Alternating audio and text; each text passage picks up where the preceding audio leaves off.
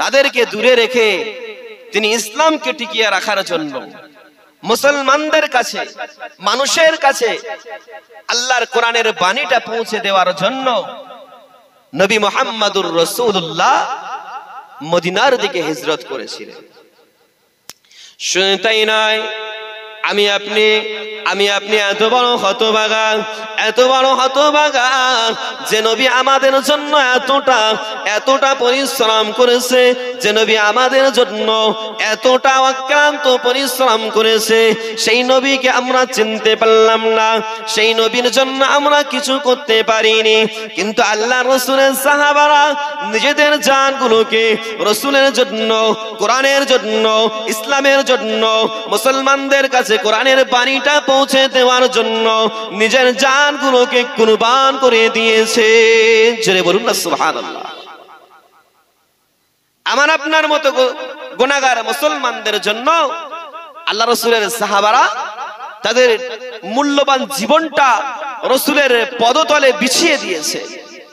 আর আমরা আজকে এত বড় হতভাগা মুসলমান, আমরা আল্লাহ ভোলা হয়ে গিয়েছি, আমরা রাসূল ভোলা হয়ে গিয়েছি, আমরা কোরআন ভোলা হয়ে গিয়েছি।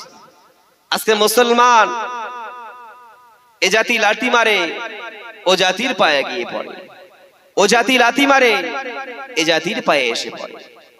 মুসলমান যেন ফুটবলের মতো হয়ে গিয়েছে, যেখানে সেখানে মুসলমানদের উপর অত্যাচার, নির্যাতন, জুলুম করা হচ্ছে, যেখানে সেখানে মসজিদ ভাঙা হচ্ছে, যেখানে সেখানে মাদ্রাসাগুলোকে গুড়িয়ে দেওয়া হচ্ছে, মুসলমানদের প্রতিষ্ঠানগুলোকে টার্গেট করা হচ্ছে। এর পিছনে কেউ দায়ী নয়, এর পিছনে দায়ী আমার আপনার মতো কিছু হতভাগা, কিছু গুনাহগার মুসলমান দায়ী। ভাই আমার, দোস্ত আমার, বন্ধু আমার, নিজের জীবনটাকে পরিবর্তন করুন, নিজের জীবনটাকে আমলে জিন্দেগি বানান। এই দুনিয়া ছেড়ে, এই দুনিয়ার মহাব্বতে আজকের সন্তানের জন্য, আজকের বিবি বাল বাচ্চার জন্য যে আল্লাহকে ভুলে আছো, যে আল্লাহকে ছেড়ে আছো, যে কোরআন থেকে গাফিল আছো, এই কোরআনের সুন্নাত, আল্লাহর রাসূলের সুন্নাত থেকে গাফিল আছো, যে বিবি বাল বাচ্চার জন্য, যে জায়গা জমির জন্য, যে ধন সম্পদের জন্য তুমি আল্লাহকে চিনতে পারলে না, তুমি কোরআনকে চিনতে পারলে না, তুমি মুহাম্মদুর রাসূলুল্লাহর জীবন আদর্শকে চিনতে পারলে না, ওই বিবি বাল বাচ্চা, ওই সম্পদ সম্পত্তি তোমার কিয়ামতের ময়দানে, হাসরের ময়দানে, কিয়ামতের ময়দানে, কঠিন দিনে ওই সম্পদ সম্পত্তি তোমার বিরুদ্ধে সাক্ষী দেবে। যে বিবি বাল বাচ্চার জন্য, যে টাকা পয়সার জন্য, যে ধন সম্পদের জন্য আজকে তুমি দুনিয়া করে লাফালাফি করছো, আজকে তোমার কাছে নামাজ পড়ার সময় নাই, আজকে কোরআন শোনার সময় শোনাই নাই, রাসূলের আখলাক চরিত্র সম্পর্কে আলাপ আলোচনা শোনার সময় নাই, এই বিবি বাল বাচ্চা, এই সন্তানাদি কিয়ামতের ময়দানে তোমার বিরুদ্ধে সাক্ষী দেবে। নাউযুবিল্লাহ মিন যালিক। কত বড় কথা ভাই আমার, দোস্ত আমার, আখিরি জামানা, নিজেদেরকে পরিবর্তন করুন, নিজেদের জীবনটাকে আল্লাহর ভয়, ভীতি, ভালোবাসা অন্তরে পয়দা করুন। মুসলমানের ঘরে জন্মগ্রহণ করেছি, মুসলমান হওয়ার যে দায়িত্ব, সেই দায়িত্বটা পুঙ্খানুপুঙ্খভাবে আদায় করুন। কেননা আল্লাহ রাসূল হাবিবুল্লাহ মুহাম্মাদুর রাসূলুল্লাহ সাল্লাল্লাহু আলাইহি ওয়াসাল্লাম ফজরের নামাজের পরে, ফজরের নামাজ পড়ার পরে সাহাবাদেরকে নিয়ে বসে যেতে, সাহাবাদেরকে নিয়ে আলোচনা করতেন। ও আমার সাহাবারা, ও আমার সাহাবীরা, ও আমার সাহাবারা, আমার সাহাবীরা, তোমরা আজকে কি কোনো স্বপ্ন দেখেছো নাকি? তোমরা আজকে কি কোনো খ্বব দেখেছো নাকি? ওই সময় সাহাবারা যদি কোনো স্বপ্ন দেখতো, সাহাবারা যদি কোনো খ্বব দেখতো, নবী মুহাম্মদুর রাসূলুল্লাহকে জানিয়ে দিতেন। আল্লাহ রাসূল ফজরের নামাজ আদায় করার পরে সাহাবাদেরকে নিয়ে বসে যেতেন এবং সাহাবাদেরকে ডাক দিয়ে বলতেন, ও আমার সাহাবারা, তোমরা আজকে কি কোনো স্বপ্ন দেখেছো? আজকে কি কোনো খ্বব দেখেছো? ওই সময় সাহাবারা যদি কোনো স্বপ্ন দেখতো, যদি কোনো খ্বব দেখতো, রাসূলকে বলে দিতেন। রাসূল এই স্বপ্নটা শুনে তার ব্যাখ্যা বিশ্লেষণ সাহাবাদেরকে করে দিতেন। এইভাবে এমন তো একদিন নবী মুহাম্মদুর রাসূলুল্লাহ ফজরের নামাজটা শেষ করার পরে সাহাবাদেরকে ডাক দিয়ে বললেন, ও আমার সাহাবারা, তোমরা কি আজকে কোনো স্বপ্ন দেখেছো নাকি? তোমরা আজকে কি কোনো খ্বব দেখেছো নাকি? ওই সময় সাহাবারা জবাব দিয়েছিল, ইয়া রাসূলুল্লাহ, ইয়া হাবিবাল্লাহ, হুজুর আমরা কোনো স্বপ্ন দেখি নাই, আমরা কোনো খ্বব দেখি নাই। আল্লাহ রাসূল একদিন সাহাবাদেরকে ডাক দিয়ে বলছেন, ও আমার সাহাবারা, তোমরা আজকে কি কোনো স্বপ্ন দেখেছো? আজকে কি কোনো খ্বব দেখেছো? ওই সময় সাহাবারা বললেন, ইয়া রাসূলুল্লাহ, ইয়া হাবিবাল্লাহ, হুজুর আজকে আমরা কোনো স্বপ্ন, কোনো খ্বব দেখি নাই। ওই সময় বিশ্বনবী বিশ্বনেতা মুহাম্মদুর রাসূলুল্লাহ সাহাবাদেরকে ডাক দিয়ে বললেন, ও আমার সাহাবারা, ও আমার সাহাবীরা, আজকে আমি মুহাম্মদুর রাসূলুল্লাহ আমি আজকে একটা স্বপ্ন দেখেছি, আমি আজকে একটা খ্বব দেখেছি। আমি স্বপ্নের মধ্যে দেখতে পাচ্ছি দুইজন ফেরেশতা আমাকে উঠিয়ে নিয়ে চলে গেল, দুইজন ফেরেশতা ঘুম ভাঙিয়ে আমাকে ডেকে নিয়ে চলে গেল, একটা মরুভূমির দিকে চলে গেলাম। আমি স্বপ্ন দেখছি, আমি নবী মুহাম্মদুর রাসূলুল্লাহ, আমাকে দুজন ফেরেশতা আসলো, এসে আমাকে ডেকে নিয়ে চলে গেল। কোথায়? মরুভূমির প্রান্তরে একটা ফাঁকা মাঠে আমাকে ডেকে নিয়ে চলে গেল। আমি নবী মুহাম্মদুর রাসূলুল্লাহ তাদের সঙ্গে গেলাম। যাওয়ার পরে আমি নবী মুহাম্মদুর রাসূলুল্লাহ লক্ষ্য করলাম, আমি দেখতে পেলাম একজন ব্যক্তি বসে আছে, অপর একজন ব্যক্তি দাঁড়িয়ে আছে। একজন ব্যক্তি বসে আছে, অপর একজন ব্যক্তি দাঁড়িয়ে আছে। ওই যে ব্যক্তি দাঁড়িয়ে আছে, ওই ব্যক্তির হাতে একটা কাঁচি আছে। যে ব্যক্তি দাঁড়িয়ে আছে, ওই ব্যক্তির হাতে একটা কাঁচি আছে। আর যে ব্যক্তি বসে আছে, ওই দাঁড়িয়ে থাকা ব্যক্তিটি ওই বসে থাকা ব্যক্তির গালটা, চোয়ালটা কেটে দিচ্ছে, কাঁচি দিয়ে চোয়ালটা কেটে দিচ্ছে। আমার নবী, আপনার নবী বিশ্বনেতা মুহাম্মদুর রাসূলুল্লাহ বলছেন, আমি স্বপ্ন দেখেছি যে দুইজন ফেরেশতা আমাকে মরুভূমির দিকে টেনে নিয়ে গিয়েছে। আমি দেখতে পাচ্ছি যে একজন ব্যক্তি বসে আছে, অপর একজন ব্যক্তি দাঁড়িয়ে আছে। ওই দাঁড়িয়ে থাকা ব্যক্তির হাতে একটা কাঁচি দিয়ে বসে থাকা ব্যক্তির চোয়ালটা কাটছে। এমন সময় আমি লক্ষ্য করলাম ওই ব্যক্তির এই ডান পাশের চোয়ালটা কাটার সাথে সাথে আল্লাহ রাসূল বলেন, আমি লক্ষ্য করলাম অপর চোয়ালটা কাটতে লাগলো। অপর চোয়ালটা যখন কাটতে লাগলো, অন্য চোয়ালটা তখন ঠিক হয়ে যাচ্ছে, অন্য চোয়ালটা তখন সুস্থ হয়ে যাচ্ছে। যখন ডান দিকের চোয়াল কাটে, তারপরে বাঁ দিকের চোয়াল যখন কাটতে যাচ্ছে, ডান দিকের চোয়াল অটোমেটিক সুস্থ হয়ে যাচ্ছে, ভালো হয়ে যাচ্ছে। এইভাবে আল্লাহ রাসূল বলেন, আমি এইভাবে লক্ষ্য করতে লাগলাম, এইভাবে তার সাথে এই ব্যবহার করা হচ্ছে। আমাকে ফেরেশতা দুজন আগে ডেকে নিয়ে গেল, আগে নিয়ে চলে গেল। আমি গুটি গুটি পায়ে ওই ফেরেশতাদের পিছনে পিছনে যেতে লাগলাম। আমি ফেরেশতাদের পিছনে পিছনে যেতে লাগলাম। আমি যেতে যেতে দেখলাম কিছু দূর যাওয়ার পরে একজন ব্যক্তি ঘুমন্ত অবস্থায় শুয়ে আছে, একজন ব্যক্তি ঘুমন্ত অবস্থায় ঘুমিয়ে আছে, একজন ব্যক্তি ঘুমিয়ে আছে। পাশে একজন ব্যক্তি বড় একটা ভারী পাথর নিয়ে দাঁড়িয়ে আছে। ভারী পাথরটা নিয়ে ওই ঘুমিয়ে থাকা ব্যক্তির মাথার উপরে জোরে আঘাত করে মারল। জোরে আঘাত করে মারার সাথে সাথে ওই ঘুমিয়ে থাকা ব্যক্তিটির মাথা ফেটে চৌচির হয়ে গেল। আল্লাহ রাসূল বলে, ওই মাথা ফেটে যাওয়ার, পাথরটা মারার পরে মাথাটা ফেটে চৌচির হয়ে গেল। মাথাটা ফেটে চৌচির হয়ে যাওয়ার সাথে সাথে ওই পাথরটা গড়িয়ে গড়িয়ে দূরে চলে গেল। পাথরটা গড়িয়ে গড়িয়ে দূরে চলে গিয়েছে। ওই ব্যক্তিটি ওই পাথরটা কুড়াতে গিয়েছে, আনতে গিয়েছে। ওই পাথরটা আনতে যতক্ষণ সময় লাগে, ওই পাথরটা আনতে আসার সাথে সাথে ওই তার সেই শুয়ে থাকা ব্যক্তিটির মাথাটা আগের মতো হয়ে গিয়েছে। তাহলে পাথরটা গড়িয়ে গড়িয়ে চলে গিয়েছে। পাথরটা যখন তুলতে গিয়েছে, ওই পাথরটা যখন নিয়ে আসছে, এই সময়ের মধ্যে ওই ব্যক্তির মাথাটা আগের মতো হয়ে গিয়েছে। আবারও ওই ব্যক্তি পাথর দিয়ে আবার মাথায় আঘাত করে, আবার পাথর গড়িয়ে গড়িয়ে চলে যায়, আবার পাথর আনে, আবার আঘাত করে। আল্লাহ রাসূল বলছেন তার সাথে এই ব্যবহার করতে থাকে। কিছুক্ষণ যাওয়ার পরে আমি নবী মুহাম্মদুর রাসূলুল্লাহ, আমি ফেরেশতা দুজনকে জিজ্ঞাসা করলাম, কি ব্যাপার ভাই, এদের সাথে এমন ব্যবহার করা হচ্ছে কেন? এদের সাথে এমন মুআমেলা করা হচ্ছে কেন? এদের সাথে এমন ব্যবহার করা হচ্ছে কেন? এরা কি অন্যায় করেছে? ফেরেশতা দুজন আমাকে ধরে আমাকে ডেকে নিয়ে চলে গেল। ইয়া রাসূলুল্লাহ, ইয়া হাবিবাল্লাহ, হুজুর আপনি আগে চলুন, আপনি আগে চলুন। আমি ফেরেশতাদের পিছনে পিছনে যেতে লাগলাম,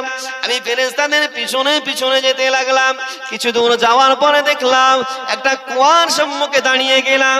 কুয়ার মধ্যে দাউ দাউ দাউ দাউ করে আগুন জ্বলছে। কুয়ার মধ্যে লক্ষ্য করলাম যে কিছু নারী পুরুষ উলঙ্গ অবস্থায় পড়ে আছে। কিছু নারী পুরুষ উলঙ্গ অবস্থায় কুয়ার মধ্যে পড়ে আছে, আর সেই কুয়ার মধ্যে দাউ দাউ করে আগুন জ্বলছে। আমি জিজ্ঞাসা করলাম, ও ভাইজান, এই কুয়ার মধ্যে আগুন জ্বলছে কেন? এই কুয়ার মধ্যে যারা পড়ে আছে তারা কারা? এই কুয়ার মধ্যে যারা পড়ে আছে তারা কারা? আবারও ফেরেশতারা আমাকে আমার প্রশ্নের উত্তর না দিয়ে আমাকে ডেকে নিয়ে চলে গেল। আবারও আমি ফেরেশতাদের পিছনে পিছনে গেলাম। গিয়ে দেখছি একটা রক্তের নদী বয়ে যাচ্ছে, একটা রক্তের নদী বয়ে যাচ্ছে, আর ওই নদীর মাঝখানে একটা ব্যক্তি হাবুডুবু খাচ্ছে। আর ওই ব্যক্তিটি রক্তের নদীর মাঝখান থেকে যখন সাঁতার দিয়ে কিনারায় আসছে, ধারে আসছে, ধারে একজন ব্যক্তি বসে আছে, সে পাথর দিয়ে দিয়ে মারছে, পাথর দিয়ে দিয়ে মারছে। আল্লাহ রাসূল হাবিবুল্লাহ জিজ্ঞাসা করছে, ইয়া রাসূলুল্লাহ, ইয়া আমার ফেরেশতারা, ও ভাই কি ব্যাপার, এদের সাথে এমন ব্যবহার করছো, এদের সাথে এমন মুআমেলা হচ্ছে? জমিনে যারা অন্যায় কথা বলবে তাদের কিয়ামতের ময়দানে কবরের মধ্যে তাদের চোয়াল কাটা হবে, তাদের গাল কাঁচি দিয়ে কেটে দেওয়া হবে। আল্লাহ রাসূল নিজে বলছেন সাহাবাদেরকে ডাক দিয়ে যে আমি স্বপ্নের মধ্যে দেখেছি, আর এগুলো সত্য। আল্লাহ রাসূলকে ডাক দিয়ে ফেরেশতারা বলেছিল, ইয়া রাসূলুল্লাহ, ইয়া হাবিবাল্লাহ, হুজুর আপনি যে দ্বিতীয় ব্যক্তিকে দেখেছিলেন, আপনি যে দ্বিতীয় ব্যক্তির পাশ দিয়ে অতিক্রম করেছিলেন, ওই ব্যক্তি আর কেউ নয়, দুনিয়ার জমিনে আল্লাহ পাক রব্বুল আলামিন তাকে ইলম দিয়েছিল, তাকে জ্ঞান দিয়েছিল, তাকে আল্লাহ পাক রব্বুল আলামিন জ্ঞান দিয়েছিল। আল্লাহ পাক রব্বুল আলামিন দুনিয়ার জমিনে ইলম দিয়েছিল, দুনিয়ার জমিনে জ্ঞান দিয়েছিল। সেই ইলমটাকে সে কাজে না লাগিয়ে, সেই জ্ঞানটাকে সে কাজে না লাগিয়ে, সে দুনিয়ার মায়া মহব্বতে পড়ে, দুনিয়ার লালসায় পড়ে তিনি তার ইলমগুলো নষ্ট করে দিয়েছে, ইলমগুলো ধ্বংস করে দিয়েছে। আল্লাহ পাক রব্বুল আলামিন যে শিক্ষা তাকে দিয়েছিল, ওই শিক্ষাগুলো ধ্বংস করে দিয়েছে। তাই আজকের হাসরের ময়দানে, আজকের কিয়ামতের দিনে তার সাথে এই ব্যবহার করা হচ্ছে, তার সাথে এরকম দুর্ব্যবহার করা হচ্ছে। আল্লাহ রাসূলকে ফেরেশতারা ডাক দিয়ে বলে, ইয়া রাসূলুল্লাহ, ইয়া হাবিবাল্লাহ, হুজুর ওই ব্যক্তি, ওই 3 নম্বরে আপনি যে কুয়াটা দেখতে পেয়েছিলেন, যে কুয়ার মধ্যে দাউ দাউ করে আগুন জ্বলছিল, ওই কুয়ার মধ্যে যে ব্যক্তিগুলো পড়েছিল, যে নারী পুরুষ পড়ে আছে, ওই নারী পুরুষ আর কেউ নয়, ওই নারী পুরুষগুলো জেনা ব্যভিচারীকারী, যারা দুনিয়ার জমিনে জেনা ব্যভিচারী করেছে, যারা দুনিয়ার জমিনে নিজের যৌবনটাকে খারাপ পথে ব্যয় করেছে, তাদের কিয়ামতের দিন, হাসরের দিন, কবরের মধ্যে আল্লাহ পাক রব্বুল আলামিন জ্বলন্ত কুয়ার মধ্যে, যেখানে আগুন দাউ দাউ করে জ্বলবে, এই রকম ধরনের কুয়ার মধ্যে আল্লাহ পাক রব্বুল আলামিন তাদেরকে প্রবেশ করাবেন। তাই নবী মুহাম্মদুর রাসূলুল্লাহ আমাদেরকে স্বপ্নের মাধ্যমে জানাচ্ছে, আমাদেরকে স্বপ্নের মাধ্যমে সাবধান করে দিচ্ছে যে আমার উম্মত উম্মতানিরা, তোমরা তোমাদের যৌবনটাকে, তোমাদের জীবনের যৌবন বয়সটা সঠিক জায়গায় ব্যবহার করো। কেননা দুনিয়ার জমিন থেকে যখন বিদায় নিয়ে চলে যাবে, সেদিন কিন্তু আল্লাহ পাক রব্বুল আলামিন তোমাদেরকে জ্বলন্ত কুয়ার মধ্যে ফেলে দেবে। আল্লাহ রাসূলকে ফেরেশতারা ডাক দিয়ে বলেছিল, ও ফেরেশতারা, ইয়া রাসূলুল্লাহ, ইয়া হাবিবাল্লাহ, হুজুর আপনি 4 নম্বরে যাদেরকে দেখেছিলেন, যারা ওই রক্তের নদীতে হাবুডুবু খাচ্ছিল, তারা আর কেউ নয়, দুনিয়ার জমিনে তারা টাকা দিয়ে মানুষকে সুদ নিয়েছিল, টাকা দিয়ে মানুষের কাছ থেকে সুদ নিয়েছিল। যারা দুনিয়ার জমিনে সুদ খেয়েছিল, তারা কিয়ামতের ময়দানে, হাসরের দিনে রক্তের নদীতে হাবুডুবু খাবে। যারা সুদ খাবে, যারা টাকা দিয়ে টাকা বেশি করবে, যারা সুদ খাবে, তাদেরকে আল্লাহ পাক রব্বুল আলামিন কিয়ামতের দিন, হাসরের দিনে রক্তের নদীতে ফেলে দেবে। যে নদীর কিনারায় একজন বসে থাকবে জাল্লাদ, সে কি করবে? সে পাথর ছুঁড়ে ছুঁড়ে মারবে, যেন ওই রক্তের নদী থেকে যেন উঠতে না পারে, ওই রক্তের নদী থেকে যেন উঠতে না পারে। ও ভাই মুসলমান, একটু খেয়াল করে শুনো, আপনার এখনো সময় আছে, নিজের জীবনটাকে পরিবর্তন করুন। কেননা এই দুনিয়ার জমিনে আমিও থাকবো না, আপনিও থাকবেন না, আপনার সন্তানাদি, টাকা পয়সা কিছু থাকবে না। এই দুনিয়ার জমিনটা ধ্বংস হয়ে যাবে, এই দুনিয়ার জমিনটা শেষ হয়ে যাবে, এই দুনিয়ার জমিনটা ফানা হয়ে যাবে।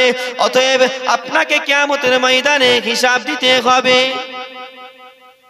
আপনাকে কিয়ামতের ময়দানে হিসাব দিতে হবে। আপনি যে দুনিয়ার জমিনে যে কাজগুলো করেছেন, সেই কাজের হিসাব দিতে হবে।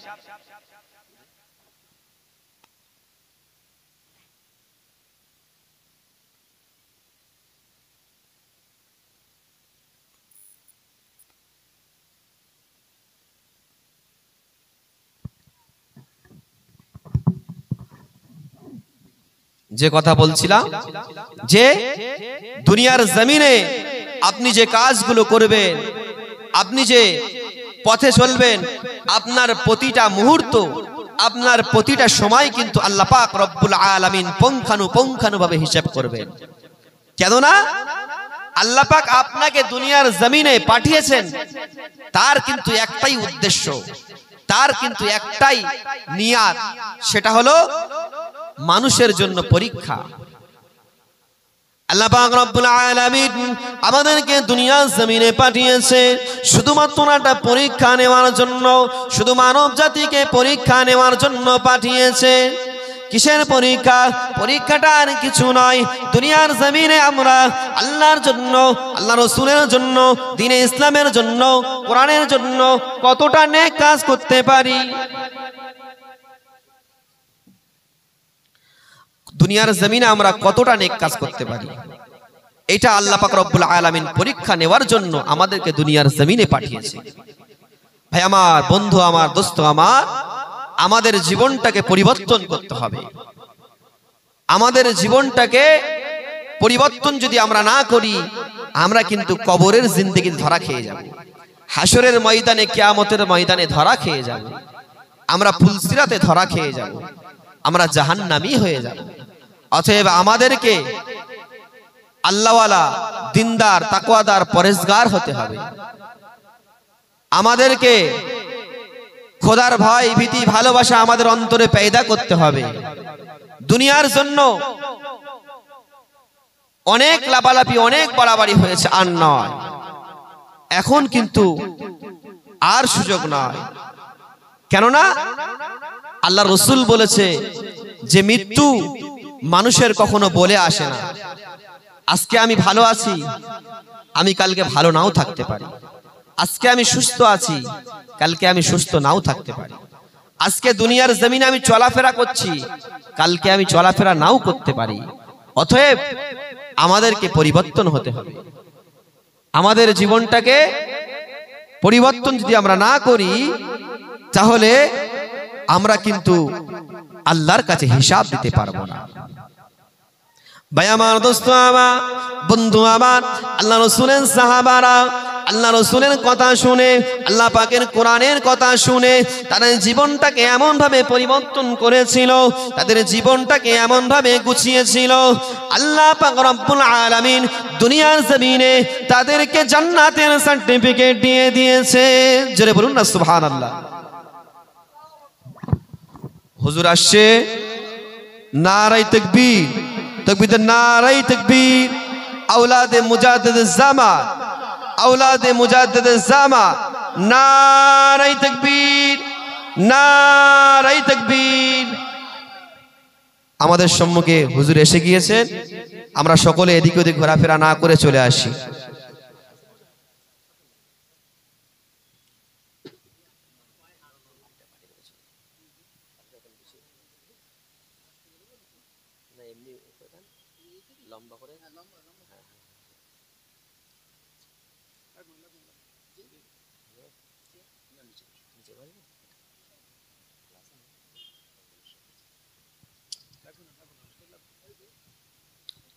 হুজুর এসে গিয়েছেন, আমরা এদিকে ওদিকে ঘোরাফেরা না করে জলসার মজলিসে চলে আসুন।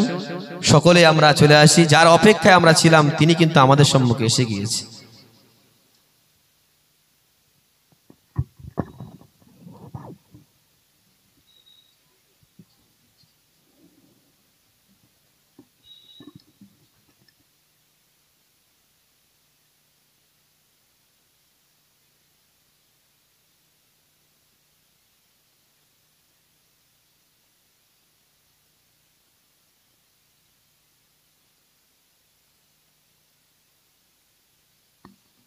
तकबीर दर नारे तकबीर, नारे तकबीर, अल्लाहु अकबर, नारे तकबीर, अल्लाहु अकबर। हमारा फिर सिलसिला खादिमगण जिंदाबाद, सिलसिला खादिमगण जिंदाबाद, हक्कानी आलिम उलमागण जिंदाबाद, नारे तकबीर, अल्लाहु अकबर, नारे तकबीर, अल्लाहु अकबर।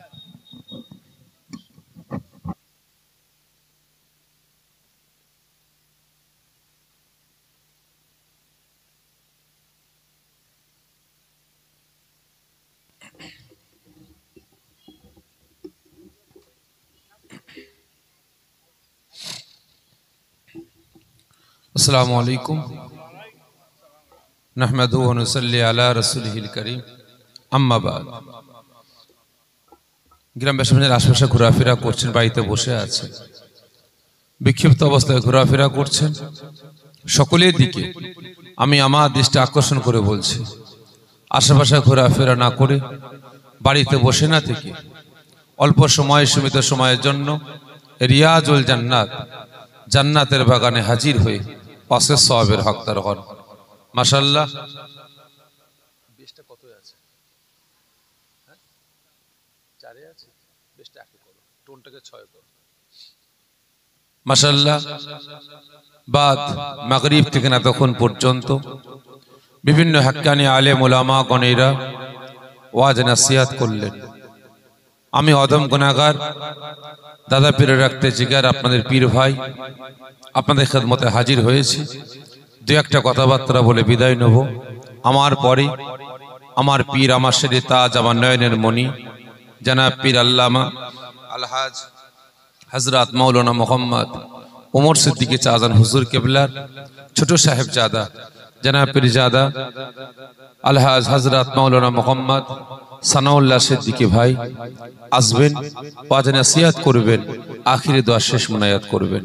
তো অনুরোধ করব আশেপাশে ঘোরাফেরা না করে এই পাক মাহফিলে হাজির হয়ে পাশের সওয়াবের হকদার হন।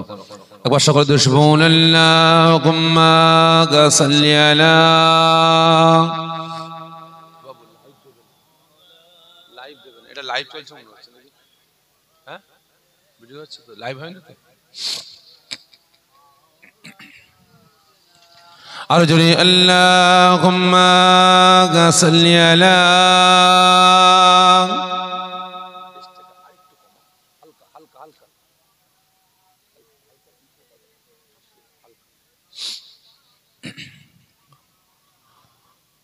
আচ্ছা ভাই সাহেব, সুদূর ফুরফুরা দরবার শরীফ থেকে আপনাদের খেদমতে হাজির হয়েছে আপনাদের পীর ভাই হিসাবে, দাদা পীরের রাখতে জিগার হিসাবে। এতে আপনারা খুশি না খুশি? সকলে মিলে বলেন খুশি। ঠিক বলছেন। কতজন অখুশি একটু হাত তুলবেন, আর কতজন খুশি একটু হাত তোলেন। মাশাআল্লাহ, হাত না বিয়ে দেন।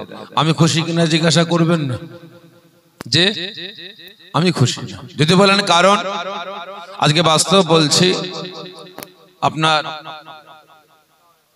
বাউরাটি গ্রামের এই নওজোয়ান তরুণ যুবক ভাইয়েরা দিনের পর দিন পরিশ্রম করে মেহনত করে প্রতি বছরের নয় এবছরেও এই গ্রামবাসী আমার আব্বা জান আম্মা জান ভাই বোনদের সহযোগিতা নিয়ে, আপনাদের সকলের সহযোগিতা নিয়ে প্রতি বছরের নয় বছরেও তার জওয়ানে ইসাল সওয়াব, ঈদ এ মিলাদুন নবী, বিলাদা শরীফ, বিশ্ব নবী দিবস, রাসূল পাক সাল্লাল্লাহু আলাইহি ওয়াসাল্লাম হুজুরের স্মরণ সভা, আসাসুল খাস, ইসাল সওয়াব, সবসানি মাহফিল কায়েম করেছে।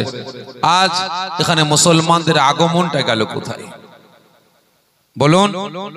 এই বাউরাটি গ্রামে কত ঘর মুসলমান বসবাস করেন? 100, 200, 500 কত?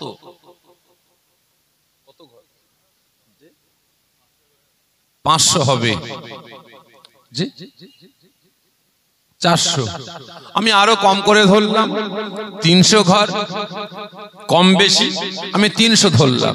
তাহলে এক একটা বাড়ি থেকে যদি এক একজন করে আল্লাহ পাকের বান্দা রাসূলের উম্মত এই জান্নাতের বাগানে হাজির হতেন, এই জান্নাতের বাগানটা ফাঁকা থাকতো? সকলে মিলে বলেন থাকতো না। চলে যান 2 কিলোমিটার দূরে, চলে যান